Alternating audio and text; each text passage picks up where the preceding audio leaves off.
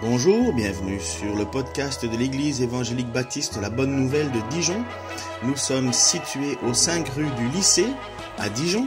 Vous pouvez trouver des informations sur notre église sur le site internet www.la-bonne-nouvelle.org. Passez une excellente journée ou soirée. Un mardi,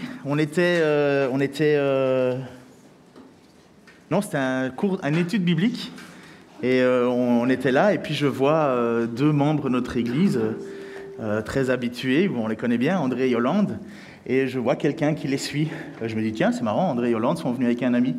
Et ce jeune homme s'assit à table avec nous à l'étude biblique, et moi, innocent, comme d'habitude, je pose des questions et ainsi de suite. Et puis en fait, j'apprends que non, il n'était jamais venu rentrer dans une église de sa vie. Je prends un peu de discussion avec lui. Puis finalement, je vois que c'était pas l'ami d'André et Yolande. J'étais triste, parce que André, il aime bien les amis aussi. Yolande aussi. Mais il y a quand même un point qui les rallie. On verra ça tout de suite. Et en fait, c'était Alix. Alix était rentré comme ça au cours. Et c'était encourageant. Parce que nous... Ça va, vous êtes bien installés, c'est bon, c'est réglé? Ok. 2 mousses pour la 4 et un verre d'eau. Donc, c'était encourageant de voir Alix venir. Et puis alors, j'ai pris un peu de temps pour discuter, savoir. Et j'ai entendu son témoignage. Et puis, c'est Alix qui va vous donner son témoignage de pourquoi il est là. Et qu'est-ce qui a fait qu'il en est arrivé aujourd'hui à passer par les eaux du baptême. Alors Alix, si tu veux venir. Alors bonjour à tous, bonjour à ceux que j'ai pas vus. Donc voilà mon témoignage. J'ai rencontré Dieu la première fois je devais avoir 13 ou 14 ans. J'étais en train de sortir du collège et on m'a donné une Bible Gédéon. J'étais intrigué, je l'ai lu. Enfin, j'ai lu en partie, j'ai pas tout lu, bien évidemment. J'ai lu 1 ou 2 évangiles, je me souviens pas exactement. Et j'ai vraiment été touché sur le coup. Je m'en rappelle vraiment. J'ai vraiment senti que quelque chose se passait, que je lisais pas n'importe quoi, que c'était quelque chose de très important que je lisais. Ça a vraiment allumé une petite flamme en moi, qui est toujours restée. Mais c'est vrai que j'étais jeune et j'avais jamais connu Dieu avant, j'avais jamais aucune relation avec lui. Donc j'ai pas vraiment porté d'intérêt à tout ça malgré tout et Dieu est resté malgré tout plus que secondaire dans ma vie après ce moment. Quelques années après, malgré quelques dimanches à l'église catholique, je ne respectais pas les commandements. J'y allais comme ça parce que je saurais même pas vraiment dire pourquoi. Et j'ai fini par jeter entre guillemets le peu de chrétienté qu'il y avait en moi pour vivre sans Dieu jusqu'à à peu près 20 ans. Finalement, je me suis retrouvé comme nous tous confinés, donc à 21 ans, tout seul chez moi pendant un moment. Et j'étais seul avec moi-même et j'ai eu le temps de réfléchir, de penser. Et étrangement, je me suis naturellement tourné vers la Bible. Comme si la petite flamme que j'avais allumée quand j'étais au collège en lisant ces évangiles était restée une petite braise. Et je me suis mis à prier aussi, alors que je n'avais pas prié depuis des années. Et j'ai prié sincèrement avec le cœur et j'ai ressenti beaucoup de choses. Ensuite, j'ai étudié la parole, j'ai écouté des podcasts bibliques, des pasteurs, des témoignages. J'ai commencé à parler de Dieu avec d'autres, notamment avec ma famille et mes amis qui, grâce à Dieu, ont toujours soutenu mes projets. Et j'ai même senti le Saint-Esprit plusieurs fois venir en moi. J'ai senti sa présence, j'ai senti qu'il était là. C'était quelque chose d'exceptionnel. Je me sentais de mieux en mieux, mais tout le temps que l'on passe sans Dieu, à avoir de la haine, de la colère contre ses frères, des frustrations, des addictions. Je vois même plus mon texte. Et merci. Et des désirs incontrôlés. Ça ne s'envole pas juste comme ça. Ça a été une lutte aux côtés du Seigneur. Et ça l'est encore pour certaines choses. Et c'est comme ça que j'ai compris que quelque chose de très important, que c'est pas parce que je fais de bonnes œuvres que je suis sauvé, mais bien l'inverse. Et enfin, le Seigneur m'a vraiment aidé à me ressaisir. Il m'a invité à le connaître et alors que je me posais beaucoup de questions, je me suis mis à prier pour demander à Dieu ce qu'il voulait. Et il m'a dit de venir ici à Dijon. Et c'est ce que j'ai fait. Et j'ai rencontré l'Église, le pasteur et ses fidèles qui m'ont eux aussi accordé une aide incommensurable en m'accueillant chaleureusement et en me conseillant. Jusqu'à arriver aujourd'hui à mon baptême, mon nouveau départ, ma nouvelle vie. Gloire à Jésus.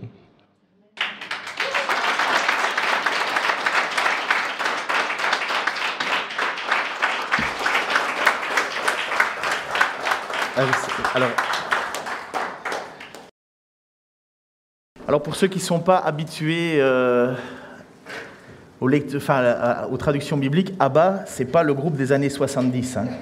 Abba, ça veut dire père, ça veut dire papa. Et c'est un privilège que Dieu nous donne, qu'à travers Jésus, on a.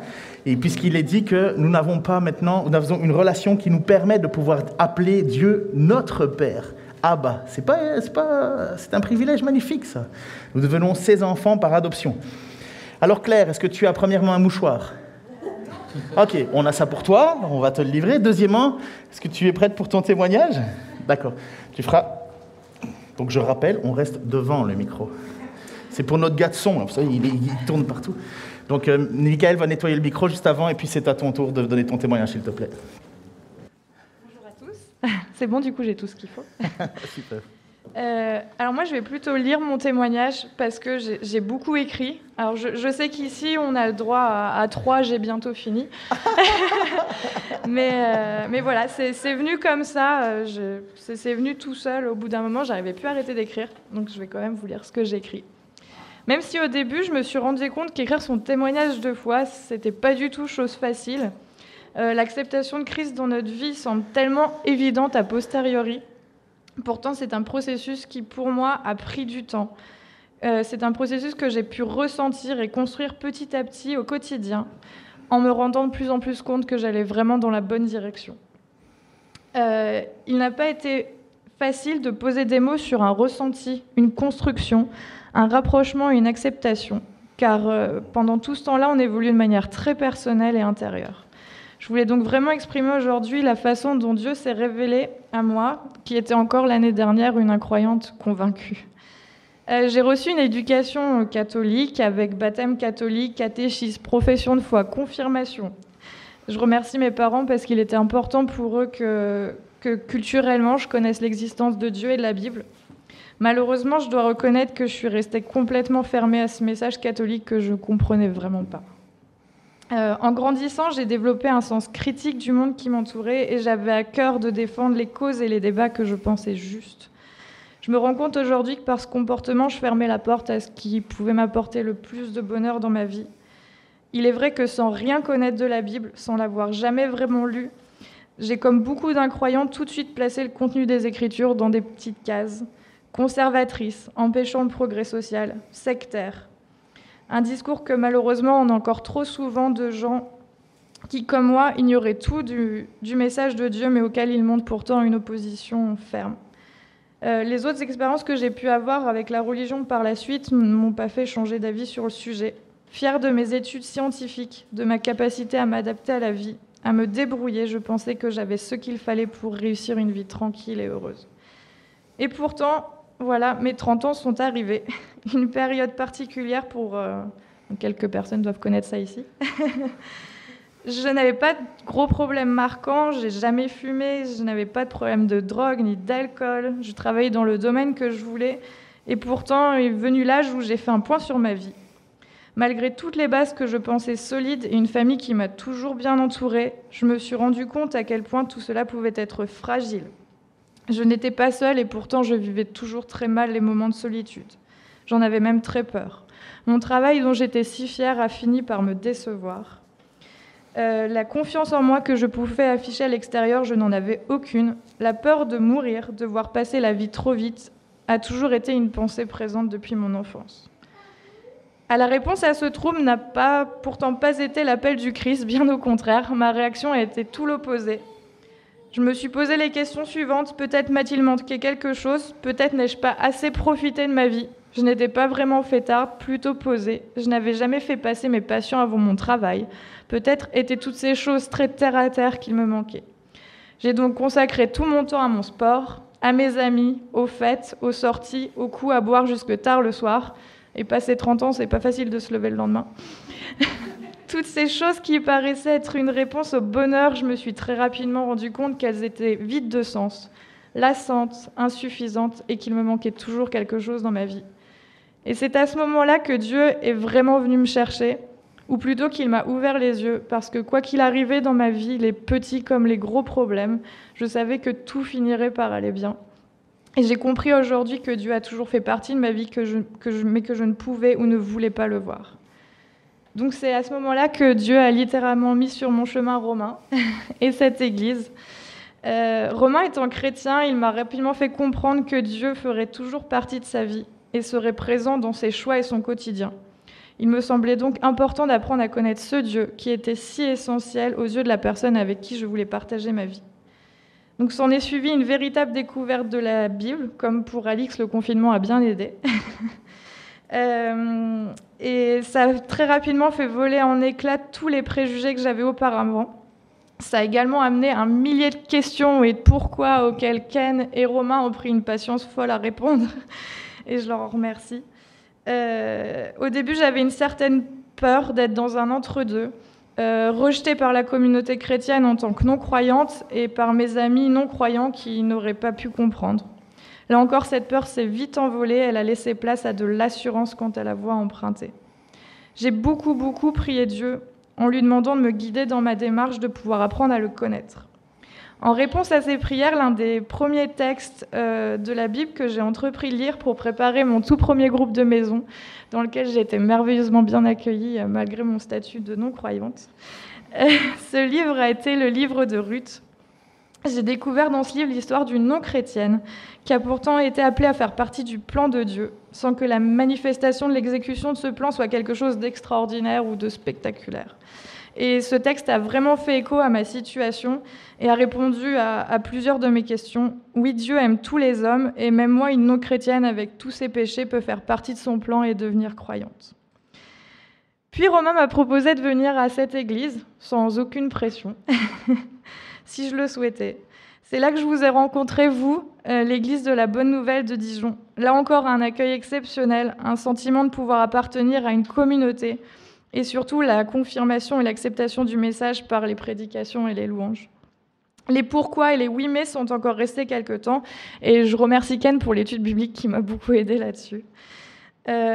Aujourd'hui, Dieu m'a ouvert les yeux sur sa présence dans ma vie. J'ai accepté son immense cadeau, c'est à ne plus comprendre aujourd'hui comment j'ai pu le rejeter tout ce temps. C'est ce que j'essaierai d'expliquer à mes amis non-croyants à l'avenir. Accepter un cadeau si immense est tellement simple. Par contre, ma nouvelle vie de chrétienne ne sera pas tous les jours si simple.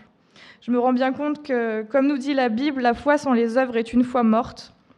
Mais répondre aux attentes de Dieu, même si c'est l'accès au bonheur, c'est quelque chose d'envergure pour nous les êtres humains et pour moi en particulier. Je me suis rendu compte au fil de nos discussions qu'il n'était pas si évident d'abandonner sa propre volonté pour réaliser celle de Dieu. J'ai conscience qu'il y aura encore des moments de doute, des moments de chute, que malheureusement je pêcherai à nouveau, qu'il y aura encore des discussions, des remises en question et des choses à améliorer. Mais par ce baptême, je souhaite profondément marquer une vie nouvelle avec Dieu. Et je suis très heureuse de pouvoir déclarer publiquement cette foi dans cette église qui m'a accueillie et m'a accompagnée. Avec Romain, nous n'avons malheureusement pas eu la chance de vous connaître comme nous l'aurions voulu à cause de notre départ précipité à Millau, mais il est certain que désormais vous resterez pour moi la communauté de Dieu, la famille à laquelle j'appartiens. Ken et Franck nous parlent souvent au travers de leur prédication de l'importance de vivre sa foi en communauté, l'importance de l'Église. Cette communauté a été très importante pour moi et m'a accompagnée tout au long de ma conversion. C'est pourquoi je suis certaine qu'il en sera de même pour beaucoup de non-croyants qui sont perdus comme je l'étais, Alors continuez de les accueillir comme vous m'avez accueilli, afin que beaucoup puissent connaître comme moi le bonheur d'avoir Dieu dans sa vie. Aujourd'hui, je voudrais remercier le Seigneur pour ce baptême. Je voudrais lui dire merci de m'avoir ouvert les yeux, merci pour Romain et pour cette église qu'il a mis sur mon chemin. Merci pour ce magnifique cadeau qu'il m'a offert par amour et dont je n'étais pas digne. Je te prie de m'accompagner, Seigneur, dans cette nouvelle vie et de m'aider dans les moments de faiblesse pour respecter tes envies et non les miennes. Sois seule ma vision, Seigneur. Et aujourd'hui, tu fais partie intégrante de notre vie avec Romain et nous te remercions pour ce grand bonheur que cela nous apporte au quotidien. Et Ken nous a dit qu'on avait le droit de rajouter des petites choses si on avait oublié. Alors j'en aurai qu'une, parce que j'ai déjà fait long. Mais comme pour marquer vraiment cette nouvelle vie, je voulais vous annoncer que Romain m'avait fait une superbe demande vendredi dernier.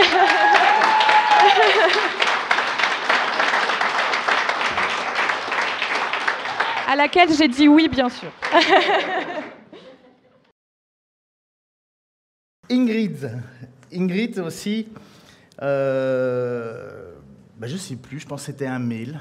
Je pense que c'était la première fois que tu m'as contacté, c'est par mail, par courriel, pour ceux qui veulent parler français. Par courriel, et on a développé une petite relation comme ça. Et avec le Covid qui est arrivé, Ingrid s'est renfermée, en plus, renfermée pas toi-même, et j'ai demandé à une jeune dame, en fait, de notre église, qui n'est pas là aujourd'hui, elle est de garde, elle est à l'hôpital,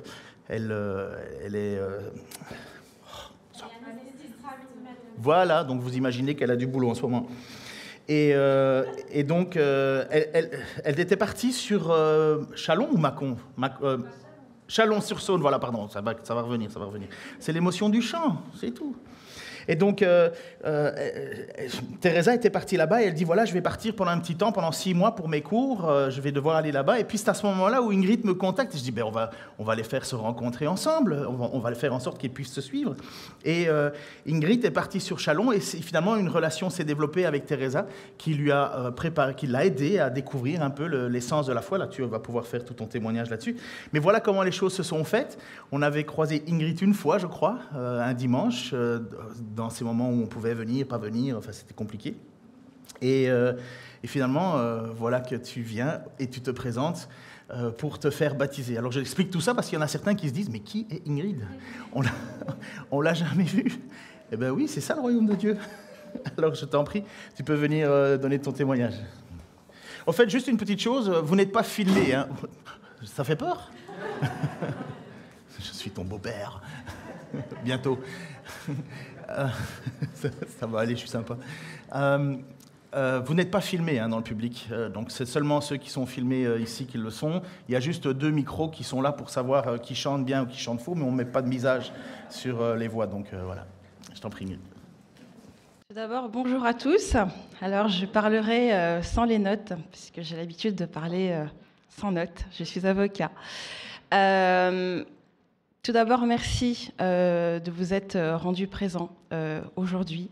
Je serai, je pense, beaucoup plus concise que ma sœur et mon frère en Christ qui ont témoigné initialement. Alors, pour parler un petit peu de moi, alors je ne suis pas forcément très à l'aise. Alors, je suis à l'aise pour parler, je pense, mais pas forcément à l'aise pour parler de moi.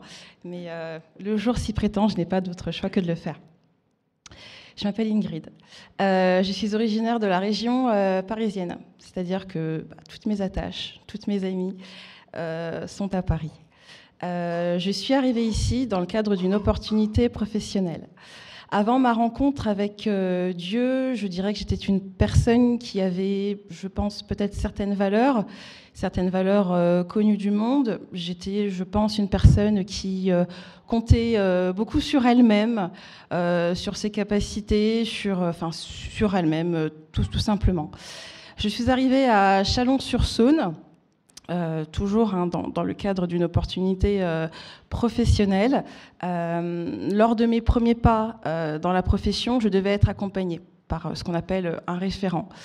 2 semaines après mon arrivée, cette personne est décédée. Je me suis retrouvée donc seule face à moi-même, seule face avec mes émotions, seule face aux circonstances. j'ai eu tout un tas de signes qui sont apparus. J'ai vu cet oiseau en fait qui s'est posé quelques jours avant son décès. La veille de son décès, alors que je ne savais même pas ce qui allait se passer, j'ai entendu une voix. Cette voix qui m'a dit je suis ton Dieu, je suis là, et maintenant il va falloir avoir de la force et de la détermination. On m'a souvent parlé de rencontres avec Dieu. Je ne savais pas véritablement ce que cela voulait dire. Je n'avais jamais vécu d'expérience. Et je sais que cette expérience est ma rencontre avec Dieu. Mais avant d'avoir vécu cette fabuleuse expérience avec le Seigneur, j'ai fait une rencontre. Cette rencontre a basculé littéralement ma vie. C'est une jeune femme qui n'a pas pu se rendre présente aujourd'hui, qui est mon amie, ma sœur en Christ et également ma consoeur. Une femme formidable que j'ai eu l'occasion de rencontrer à l'école, tout simplement. Au début, elle me parlait de Dieu, mais comme je vous l'ai dit, il n'y avait pas l'esprit, donc je ne comprenais pas véritablement ce qu'elle me racontait. Elle me partageait des vidéos, elle m'incitait à lire la Bible. Oui, je comprenais ce que disaient les évangiles, je connaissais, j'appréhendais les choses, mais il n'y avait pas l'esprit. J'intellectualisais en réalité les choses. Puis au fur et à mesure des circonstances, de nos échanges, et puis de cette rencontre que j'ai pu faire avec le Seigneur par malheureusement le décès de mon référent, j'ai compris ce que cela voulait dire que de rencontrer Dieu. On a souvent tendance à parler de religion comme un ensemble de rites qu'il faut mettre en place pour pouvoir être béni. Mais aujourd'hui, je ne suis pas ici pour vous parler de religion. Je suis ici pour vous parler d'une véritable relation, de quelque chose que l'on vit en profondeur avec le Seigneur, tout simplement. Il n'y a pas de rite à mettre en place, il faut tout simplement se laisser porter. Et aujourd'hui, je remercie cette sœur en Christ pour tout ce qu'elle a pu m'apporter, et je continue d'avancer avec le Seigneur. Je remercie également Teresa, comme le citait tout à l'heure Ken, qui m'a accompagnée également dans le cheminement de mon baptême. Et je remercie tout simplement Ken, ainsi que toute l'Église, de leur soutien et de tout ce que j'ai pu apprendre et que j'ai encore énormément à apprendre. Merci beaucoup.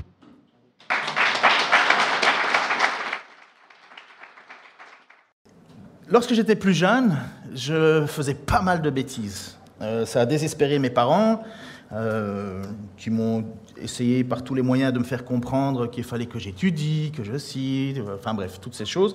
Mais moi, j'avais qu'envie, une seule envie, personnellement, c'était faire la fête, c'était m'amuser, c'était me détruire avec tout ce qui était possible. Et en même temps, j'étais même orgueilleux de cette façon de vivre autrefois. Et bien souvent, je rentrais le soir avec le dernier bus quand c'était possible, sinon je rentrais à pied quand c'était possible aussi. Et je rentrais à la maison et je me dirigeais bien souvent d'abord vers le frigo, je démontais la bouteille de lait, ce qui a fait de moi un homme costaud. Et puis j'allais dans la douche et je me laissais couler l'eau sur moi en imaginant, d'abord en me relaxant, parce que bien souvent c'était tellement des soirées folles, mais en même temps je m'imaginais et je me mettais en tête que cette eau allait me nettoyer de tout ce que j'avais fait, que c'était une eau qui me purifiait. Et je restais longtemps sous la douche. Bien souvent, ça valait la peine. Mon père se réveillait en disant « C'est pas suffi, tu vas prendre toute l'eau, ça coûte. » Enfin bref. Un père, quoi. Un père. Et qui n'a pas été mauvais, hein. Il a fait ce qu'il fallait. Mais comme la porte était fermée, je continuais à rester, puisque j'étais malheureusement très rebelle. Et encore pardon à eux. Et donc, j'avais cette idée que l'eau allait me purifier. Peut-être que vous avez vécu ça, une journée difficile, et puis vous allez sous la douche, et ainsi de suite. Et dans beaucoup de croyances, on attribue en fait à l'eau un pouvoir régénérateur, purificateur. Il suffit de regarder le Gange. Hein. Ils sont convaincus que l'eau purifie, malgré que l'eau elle est super sale. Beaucoup de croyances justement ont ça. Et puis aussi, pour nous, l'eau c'est pas rien. L'eau c'est vital. On est fait à 80% d'eau. Donc je ne suis pas gros. Je suis juste humide. À 80%. On sait que l'eau aussi, c'est un moyen qui permet aux choses de pousser. Pas d'eau, pas de croissance. Tout ça, vous le savez. Quand vous revenez de vacances en été et que vous voyez vos plantes mourir, vous savez que c'est parce qu'elles n'ont pas eu d'eau. L'eau représente toujours cette idée, quelque part, de vie. Mais en même temps, une chose qu'on ne sait pas, ou peut-être on a oublié, c'est que l'eau aussi, elle représente une condamnation. Elle représente aussi un jugement. Et l'histoire de Noé, en fait, l'histoire du déluge, qui pour ceux qui aiment l'archéologie, creusez, vous allez voir que dans quasi toutes les civilisations du monde, on parle de cette histoire d'un déluge. Alors certains vont dire on a copié l'un sur l'autre. Oui, c'est la version courte et facile. La version propagande, cherchez, vous verrez. Et donc dans toutes ces civilisations, on nous parle à un certain moment de ce déluge. Et la Bible en parle clairement et elle explique la raison de ce déluge, la raison de ce jugement. Voici ce qu'elle dit dans le livre de la Genèse, au chapitre 6, versets 11 à 13. « Aux yeux de Dieu, les hommes s'étaient corrompus et avaient rempli la terre d'actes de violence. Dieu observait ce qui se passait sur la terre. Il vit que le monde était corrompu car toute l'humanité suivait la voie du mal. Alors Dieu dit à Noé, « J'ai décidé de mettre fin à l'existence de toutes les créatures car, à cause des hommes, la terre est remplie d'actes de violence. Je vais les détruire ainsi que la terre. » L'eau représente aussi un passage symbolique d'une vie à une autre, d'un état à un autre. À travers les eaux, nous voyons que le peuple hébreu, le peuple qui avait suivi Joseph et qui était entré par l'intermédiaire de Joseph en Égypte, 400 ans plus tard, s'est retrouvé un peuple écrasé par un pharaon qui les avait mis une pression et les avait réduits à un esclavage incroyable. Et suscite un homme qui s'appelle Moïse, qui veut dire tirer des eaux, sauver des eaux. C'est marrant, l'eau est encore là. Et il prend ce peuple par l'intermédiaire de Dieu qui va faire des actes miraculeux incroyables. Et ce peuple va quitter l'Égypte pour aller vers le pays promis en passant par la mer des roseaux, la mer Rouge, enfin ce qu'on appelle la mer Rouge. Et il y a eu cette ouverture, enfin c'est ce que la Bible nous raconte, cette ouverture de l'eau qui a fait que le peuple a traversé la mer à pied sec pour aller de l'autre côté. Il quittait un état d'esclavage pour devenir le peuple sur lequel le nom de Dieu est invoqué. Puisque par l'intermédiaire, Dieu va donner alors cette loi à Moïse, et de cette loi va devenir le peuple qui a authentiquement un Dieu, une loi et des règles à respecter. Et voici ce que l'apôtre Paul va donner comme résumé dans son épître aux Corinthiens pour parler de ce traversée de la mer.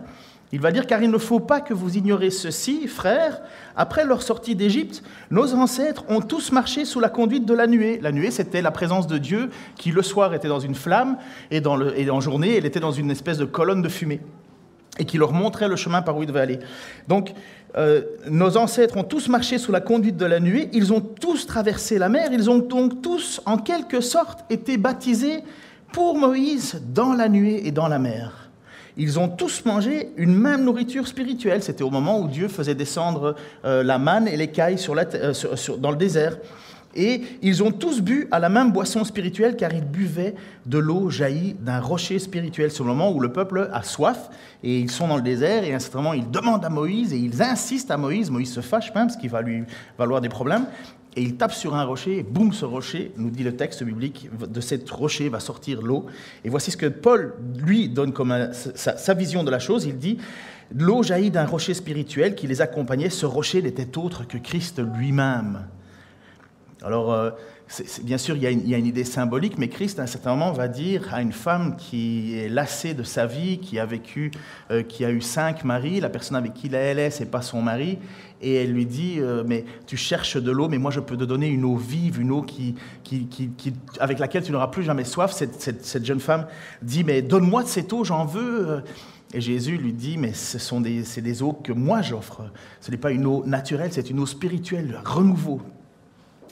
Et donc nous voyons que cette traversée de la mer, cette eau, non seulement elle est un jugement, on le voit avec Noé, puisque Dieu a jugé le monde à travers Noé, mais nous voyons aussi que cette eau peut être le symbole d'une ancienne vie vers une nouvelle vie, d'un peuple sous l'esclavage vers un peuple sur lequel le nom de Dieu est invoqué. Mais il va voir, et Paul va nous continuer la suite de son récit, pour nous mettre en garde sur quelque chose d'important, ce n'est pas le baptême qui sauve. Parce qu'il précise malheureusement que malgré tout cela, donc c'est le verset juste suivant, malgré tout cela, la plupart d'entre eux ne furent pas agréés par Dieu, puisqu'ils périrent dans le désert. Donc ils quittent l'Égypte, ils se rebellent contre Dieu, ils ne veulent rien entendre de Dieu. Dieu dit, c'est pas grave, vous allez tourner en rond dans le désert. Et au bout de 40 ans, une nouvelle génération viendra, et cette nouvelle génération ira dans le fameux pays promis. Même Moïse n'a pas été dans ce pays, mais cette génération. Le texte dit des jeunes de moins de 20 ans, parce qu'ils ne sont pas capables de reconnaître leur gauche de leur droite, ce qui m'a beaucoup aidé dans ma vie pour éduquer mes enfants, d'avoir de la grâce. Et j'ai essayé d'expliquer ça à mes parents, mais ils étaient moins convaincus. Mais on voit clairement que le fait qu'il soit passé par ce baptême, le fait que ce peuple soit passé par cet état d'esclavage vers état sur lequel le nom de Dieu est invoqué, ne leur a pas pourtant donné cette assurance d'être sauvés, puisqu'ils en sont restés pour beaucoup dans le désert. Une petite partie seulement a pu rentrer. Jean-Baptiste, vous connaissez, vous avez déjà entendu parler de Jean-Baptiste. Jean-Baptiste qui est assez atypique déjà dans sa façon de s'habiller, puisque le texte nous dit qu'il était vêtu de manteau de poils de chameau, ça doit piquer à mon avis, et avec une ceinture, il ne mangeait que des sauterelles et du miel. Bon, c'est ce qui nous est donné. Et c'est un homme qui est terriblement important dans le récit biblique, certainement, en tout cas pour Jésus, le plus grand prophète, et pour Jésus même, sans que Jean-Baptiste le sache, il dit c'est Élie. C'est Élie qui devait revenir. Vous savez que le peuple juif, peut-être vous ne le savez pas, attend le retour d'Élie. Il y a bien des réunions où il y a une chaise qui est vide autour de la table parce qu'ils savent que Élie pourrait revenir.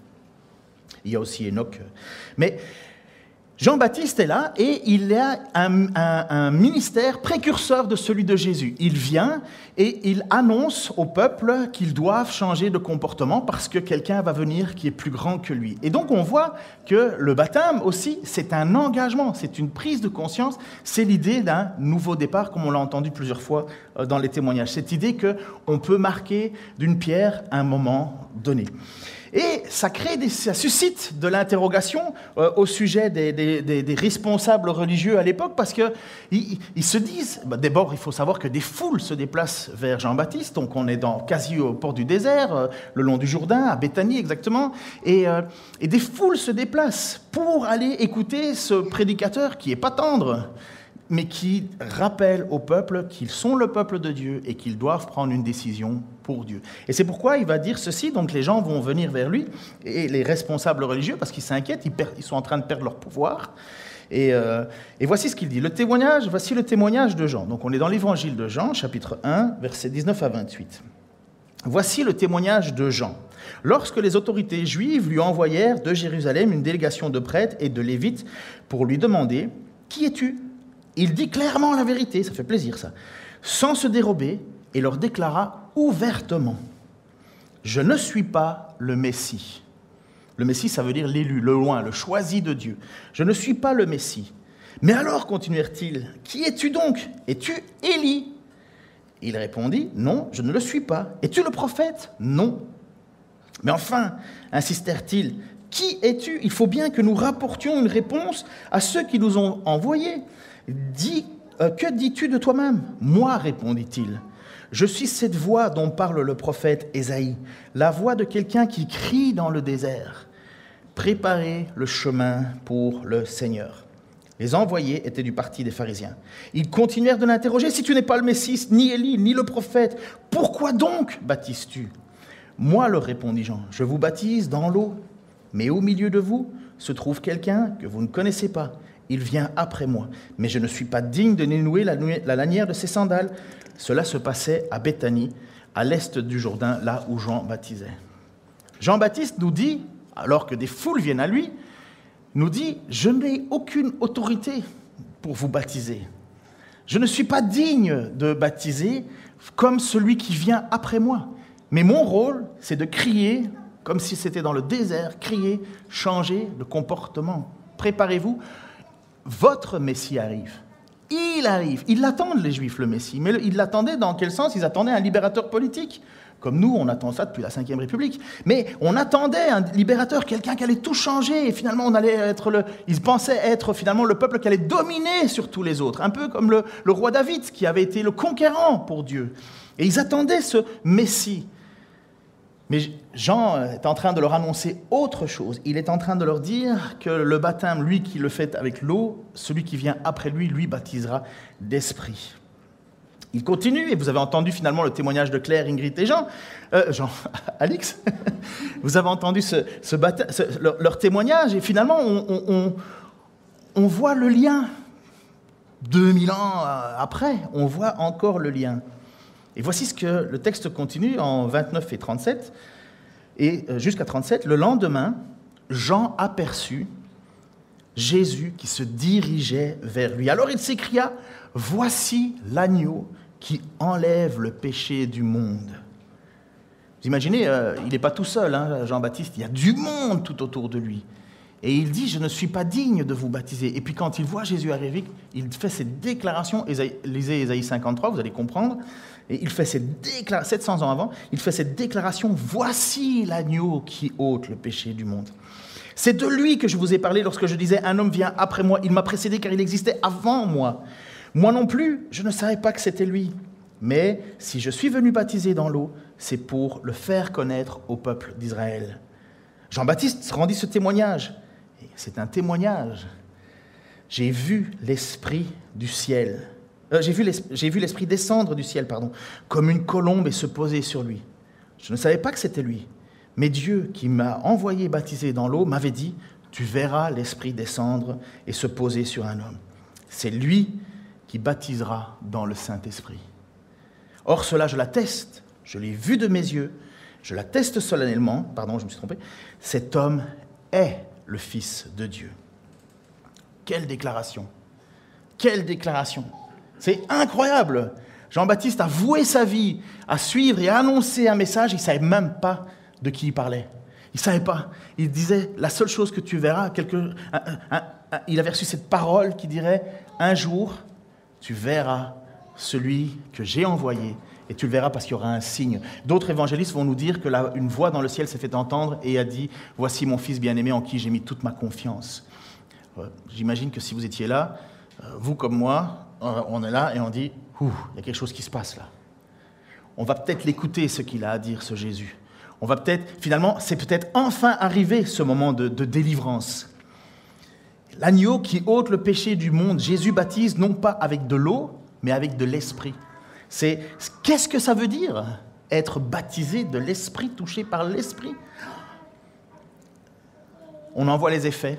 Jésus va parler avec un vieux monsieur, Nicodème, un texte hyper connu, mais il va dire, l'Esprit, tu ne sais ni où il vient, ni où il va, mais tu en vois les effets. Comme le vent qui souffle dans les arbres. Tu ne sais ni d'où il vient, ni où il va, mais tu en vois les effets. Et ce matin, à travers les baptêmes, on en voit les effets. Dans notre vie, lorsqu'on lutte contre le péché, on en voit les effets. Lorsque l'on considère de donner sa vie pour les autres est plus important que la nôtre, on en voit les effets. Lorsque l'on veut avancer pour le Seigneur et placer notre espoir, on en voit les effets. Lorsque l'on décide de ne pas renier celui qui a donné sa vie pour nous, on en voit les effets. Mais vous dire ce qu'est l'Esprit, je ne sais pas. Jésus nous dit, le texte nous dit simplement que l'Esprit est descendu comme une colombe sur lui, mais nous en voyons les effets. Et comme à l'histoire, comme à l'époque, il y a eu, et le texte continue, encore un lendemain, le texte nous dit ceci, versets 35 et 37, le lendemain, Jean était de nouveau là, avec 2 de ses disciples. Il vit Jésus qui passait, et il dit, « Voici l'agneau de Dieu. Voici l'agneau de Dieu. » Et les 2 disciples, qu'est-ce qu'ils ont fait? Les 2 disciples entendirent les paroles de Jean et se mirent à suivre Jésus. Comme Alix, comme Claire, comme Ingrid, comme beaucoup d'entre nous, nous avons décidé à ce moment-là de suivre Jésus. Pourquoi? Parce que nous croyons ce que Jean dit, il est le Fils de Dieu. Nous croyons qu'il est le Messie. Nous croyons que c'est lui qui doit être suivi. Nous croyons que c'est lui qui peut nous baptiser de l'Esprit. Nous croyons que c'est lui qui ôte et qui délivre du péché. Nous le croyons. Nous le croyons. Parce qu'en même temps, l'Esprit est venu nous visiter. On ne l'a pas mérité. Il n'y a personne qui a réussi un examen d'esprit. Il n'y a personne qui a réussi... personne. C'est une grâce. On ne peut pas. On ne le voit pas. On ne peut rien faire d'autre qu'à un certain moment. Oui, je crois qu'il y a quand même une dominante. À un moment, on s'arrête et on reconnaît que si Dieu ne nous pardonne pas, on est fichu. Alors Jésus s'approcha et le texte nous dit justement, et la raison pour laquelle nous faisons ce que nous faisons encore aujourd'hui, alors Jésus s'approcha de ses disciples, donc Jésus est mort, il est ressuscité, il a vaincu la mort, et voici ce qu'il va dire. Alors Jésus s'approcha d'eux et leur parla ainsi: « J'ai reçu tout pouvoir dans le ciel et sur la terre. Allez donc dans le monde entier. » Donc il parle à ses apôtres. « Faites des disciples parmi tous les peuples, baptisez-les au nom du Père, du Fils et du Saint-Esprit, et apprenez-leur à obéir à tout ce que je vous ai prescrit. Et voici, je suis moi-même avec vous jusqu'à la fin du monde. » Voilà ce que l'eau fait. Voilà pourquoi ce matin, vous êtes venus en tant qu'amis, famille ou église vous réunir, parce que Jésus nous a dit, baptisez-les. Baptisez-les. Apprenez-leur ma parole. Apprenez-leur à connaître, à obéir à mes commandements. Faites-le. Et ça, c'est la naissance de l'Église. C'est ça le moment que l'Église prend naissance. Bon, c'est à la Pentecôte, c'est quelques temps après, mais c'est ça. Ce sont des gens à qui Dieu amène. Alors, Claire et Ingrid et Alix ne sont pas devenus disciples évangéliques, que les journaux continuent à dire évangélistes. Non, on ne donne pas de papier pour reconnaître la virginité de nos enfants, pour les donner en mariage. Ce serait foutu. Non, on n'a pas tout ça. On a des politiques qui se disent n'importe quoi à notre sujet. Enfin bref. On n'a pas tout ça. On est simplement un peuple que Dieu a touché. Pour quelle grâce? Pour quelle raison? Et nous, on les récolte, ce que Dieu nous envoie, et on les baptise au nom de l'Église, au nom de Jésus-Christ, au nom du Père, du Fils et du Saint-Esprit, et puis on leur enseigne la parole, la Bible. C'est ça l'Église. C'est ça l'Église. Ils ne deviennent pas disciples. Je suis toujours un peu embêté quand ils disent Ken a fait ci, Ken a fait ça. Ça me fait plaisir parce que je me sens utile, mais vous n'êtes pas disciple de Ken. Hein. Ma femme va pouvoir vous dire que c'est très compliqué. Non, vous êtes devenus des concitoyens des saints. Vous êtes devenus des chrétiens.